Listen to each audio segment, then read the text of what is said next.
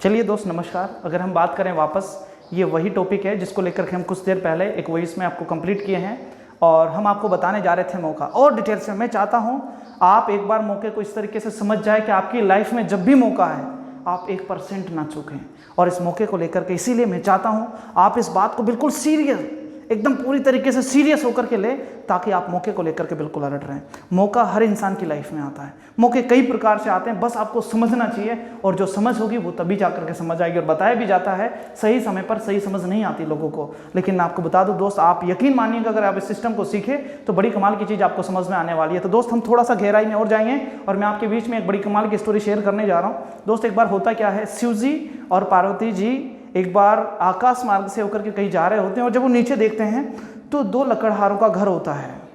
दोनों के दोनों गरीब घर से होते हैं और लकड़ियां काट के गुजारा कर रहे होते हैं। जब इस बात को पार्वती जी देखती है तो बोलती है कि भगवान आप बड़े निर्दयी इंसान हैं, आपने गरीबों को और गरीब और पैसे वालों को और पैसा वाला बनाया।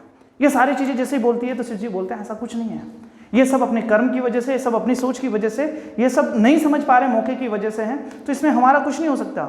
लेकिन दोस्त जैसे ये लाइन बोलती है तो शिव जी बोलते हैं चलो आज मैं दिखा के लाता हूँ। और जाने के बाद में वो जाते हैं और पहुँच जाते हैं कहाँ पे, एक लकड़हारे के यहाँ पे। जैसे वो पहले लकड़हारे के घर पे पहुँचते हैं और जाते ही वहाँ पे बोलते हैं कि भिक्षाम देही, तो पता चलता है वहाँ पे पति और पत्नी लकड़हारे रहते थे।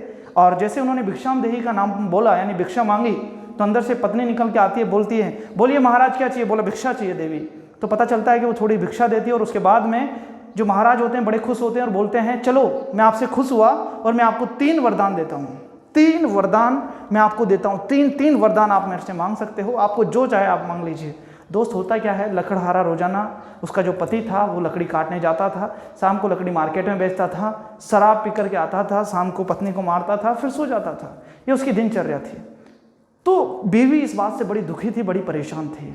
जैसे उसके पास 3 वरदान आए, उसने सबसे पहले काबू में करने की सोची, कैसे मैं अपने पति को क्या करूं। तो उसने क्या किया, उसने एक वरदान मांग लिया कि प्रभु मुझे एक वरदान चाहिए। तो उन्होंने एक वरदान दे दिया, बोला लीजिए आपको जो चाहिए वो चाहिए, हम दे देंगे आपको। और पता चले तो दोस्त उनको दे दिया गया। तो उन्होंने पहले वरदान में उस पत्नी ने अपने पति को बंदर बना दिया, बोला मेरे पति को बंदर बना दीजिए। पता चला बंदर बना दिया गया। पति 1-2 दिन तक तो घर पे रहा, उसके बाद में जंगल की तरफ भाग गया। पत्नी बड़ी उदास रहने लगी, बड़ी परेशान रहने लगी। पत्नी ने दोबारा वरदान मांगा कि हे भगवान मुझे भी बंदरिया बना दिया जाए, क्योंकि जब मेरा पति ही बंदर है तो मुझे भी बंदरिया बना दो ताकि हम दोनों खुश रहेंगे। और पता चला दोस्त उस टाइम पे जो ऋतु का मौसम था, पता चल रहा है उसको बना दिया गया बंदरिया। अब बंदरिया बंदर के साथ में जंगल में भाग गई। पता चल रहा है कि जंगल में वो रहने लगे, मजे करने लगे, मस्ती करने लगे। तब तक मौसम अच्छा था। धीरे धीरे पता चला ग्रीष्म ऋतु जैसे ही आई, गर्मी के महीना आया, बरसात का पानी खत्म हो चुका था जंगल में, फल भी दूर दूर तक नहीं लगने लगे थे। बड़े परेशान था, भूख प्यास से व्याकुल होकर के वो जैसे ही अपने घर की तरफ लौटे, अपने गांव की तरफ लौटे, तो गांव वालों ने बहुत पत्थर मारे। और मारने के बाद में फिर बंदरिया को अपना वरदान याद आया कि मेरा अंतिम वरदान बाकी है। और उसने जाकर के अपने गुरु भगवान को जो भी थे उनको याद किया और याद करके बोला कि मेरा जो अंतिम वरदान था वो मुझे चाहिए। तो उन्होंने बोला बिल्कुल मैं देने के लिए तैयार हूँ। बोला हमें वापस उसी रूप में लौटा दिए जिस रूप में हम पहले थे। और दोनों को पति पत्नी बना दिया गया और वो उसी अवस्था में रहने लगे जिस अवस्था हम पहले थे। तो दोस्त ये पहला लकड़हारा था। जैसे ये चीज़ें समझी तो समझने के बाद में पार्वती जिस शिव जी से बोलती इसमें तो मुझे कुछ समझ में नहीं आया। तो उन्होंने बोला कोई ना, अभी रुकिए, अब हम दूसरे घर चलते हैं। और दोस्त पता चला वो दोनों जब दूसरे घर पहुंचे, वहां जाकर भी उन्होंने अपना साधु जैसा रूप लेकर के वहां भी भिक्षा मांगी। भिक्षा मांगने के बाद में पता चल रहा है उस घर में एक लड़का था, जवान लड़का था, और उसकी एक माँ थी जो अंधी थी। एक जवान लड़का था और उसकी माँ अंधी थी। और अंधी होने के साथ में उनके घर में कुछ नहीं था। बेटा जाता था जंगल में लकड़ी लेकर के, मार्केट में बेच के अपना घर चला रहा था। और जैसे ही जाकर के उन्होंने भिक्षा मांगी, भिक्षा डालने के लिए जैसे ही बेटा बाहर आया, बेटे ने भिक्षा दी, लीजिए महाराज। महाराज बड़े खुश हुए, बोला मैं आपके लिए खुश हुआ, आपसे बड़ा खुश हुआ और आपके लिए मैं एक अपॉर्चुनिटी देता हूँ, मैं आपके लिए एक मौका देता हूँ। और एक मौका वो था कि मैं आपको एक वरदान देता हूँ, आपको जो मांगना है मांग लीजिए। बेटा बड़ा खुश हुआ, लेकिन खुश होने के साथ में उसने सोचा, विचार विमर्श किया और वो सबसे पहले अंदर गया और अपनी माँ से पूछा कि माँ कोई साधु संत महामुनि जो हैं वो बाहर आए हुए हैं, वो बोल रहे हैं कि आपको एक वरदान दिया जाता है, जो मांगना है मांग लो।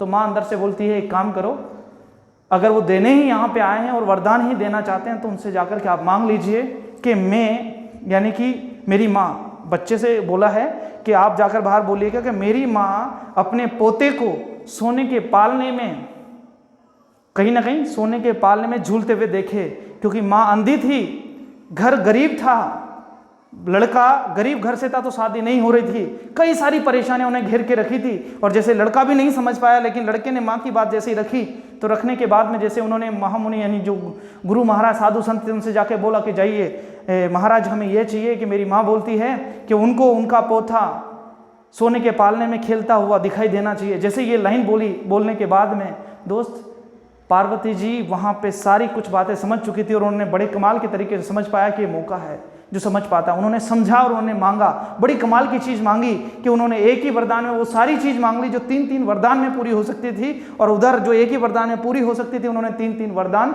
खाली छोड़ दिए। यानी कि दोस्त इसकी माँ अंधी थी तो उन्होंने एक ही बार में मांग लिया, लड़के की शादी नहीं हो पा रही थी एक ही बार में मांग लिया, गरीब घर था वो भी एक बार में मांग लिया। अब जिस घर का बच्चा सोने के पालने में खिलता हुआ दिखाई दे, इसका मतलब लड़के की शादी होगी तभी बच्चा होगा, सोने का पालना होगा, इसका मतलब घर पैसों से धन धान्य से भरपूर होगा, और उसकी माँ अगर उसको खिलता हुआ देखे इसका मतलब माँ के पास आंखें होंगी, सारी चीजें मांग ली। ये होता है दोस्त मौका समझने की बात होती है। अगर इसी बात को लेकर के एक और पॉइंट पे मैं बात करूं, एक बार दोस्त एक किसान था जो जंगल में हल चला रहा था, खेती करता था, उसकी बेटी रोजाना उसके लिए थोड़ा सा रोटी पानी लेकर के पहुंचा करती थी। जैसे वो रोजाना जाते थे, एक लड़का उसको काफ़ी टाइम से देख रहा था, और देखने के बाद एक दिन वो पीछे से चला गया, लड़की के पीछे पीछे पहुंचा, वहाँ किसान मिला, किसान से जाकर उसने बोला कि आपकी लड़की मुझे बहुत पसंद आई और मैं आपकी लड़की से शादी करना चाहता हूँ। जैसे ये बात किसान के सामने रखी, किसान ने बोला कोई दिक्कत नहीं है, मैं करने के लिए तैयार हूँ, लेकिन कल आप मेरे घर आना। बोला ठीक है। दूसरे दिन पता चला लड़का सुबह सवेरे घर आ गया। बोला क्या करना है मुझे बताइए, मैं आ गया आपके घर पे। बोला कुछ नहीं करना है, मैं वहाँ से आपको पहले ही बता देता हूँ, मैं 3 बेल को आपके सामने से छोड़ूंगा, और आपको जिस बेल की पूंछ, तीनों बेल में से किसी भी बेल की पूंछ अगर आप पकड़ लोगे, मैं आपकी लड़की से, मेरी लड़की की शादी आपसे कर दूंगा। जैसे ये लाइन बोली लड़का बड़ा खुश था, बोला कोई दिक्कत नहीं है, मैं करने के लिए तैयार हूँ। पता चला दोस्त उन्होंने पहला बेल जैसे लड़की के सामने से छोड़ा तो बेल बड़ा हट्टा कट्टा सांड ताजा मोटा था एकदम, जैसे सामने से आया एकदम पूरा स्पीड से दौड़ करके आया तो लड़का हट गया, क्योंकि उसके पास में 2 ऑप्शन थे। उसके बाद पता चला दूसरा बेल उससे पहले वाले से भी मोटा ताजा था, वो जैसे ही आया लड़का फिर हट गया, क्योंकि उसने सोचा कि अभी भी मेरे पास ऑप्शन है। और जैसे तीसरा बेल आने के लिए तैयार था, लड़का अब की बार पूरी शिद्दत से तैयार था कि बेल जैसे ही आएगा मैं छोड़ूंगा नहीं बेल को। बेल आया, लेकिन दोस्त कमाल हो गया, क्योंकि उसके पास जो तीसरा बेल आया था उसने पूरी ताकत से घूमा और उसने सोचा कि बेल आएगा, और बड़ा मतलब खुश होकर एकदम खड़ा था, और दूर से जैसे बेल को देखा तो बेल एकदम कमज़ोर था, मरियल था, और ज़्यादा खुश हो गया कि ये तो कमज़ोर है, मैं तो इसको बिल्कुल छोड़ूंगा ही नहीं। लेकिन जैसे बेल पास में आया तो उसने क्या देखा दोस्त, तीसरे बेल के पास पूंछ ही नहीं थी।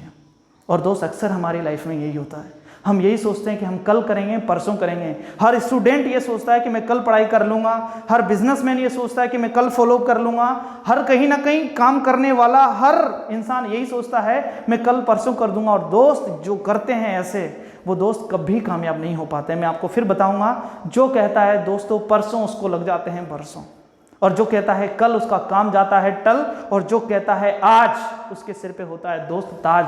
बाकी दोस्त ये मेरा टॉपिक थे जो मैं आपके बीच में लेकर के आया था, और ये सफलता का सिलसिला ऐसे ही चलता रहेगा। मेरी कई सारी वीडियोस आपको मिलती रहेगी, और अगर आपको मेरी वीडियोस पसंद आए तो आप प्लीज़ लाइक करें, सब्सक्राइब करें, शेयर करें, और इसी चीज़ को लेकर के बाकी दोस्त आपसे मिलते रहेंगे। तब तक के लिए अलविदा, धन्यवाद, बेस्ट ऑफ लक।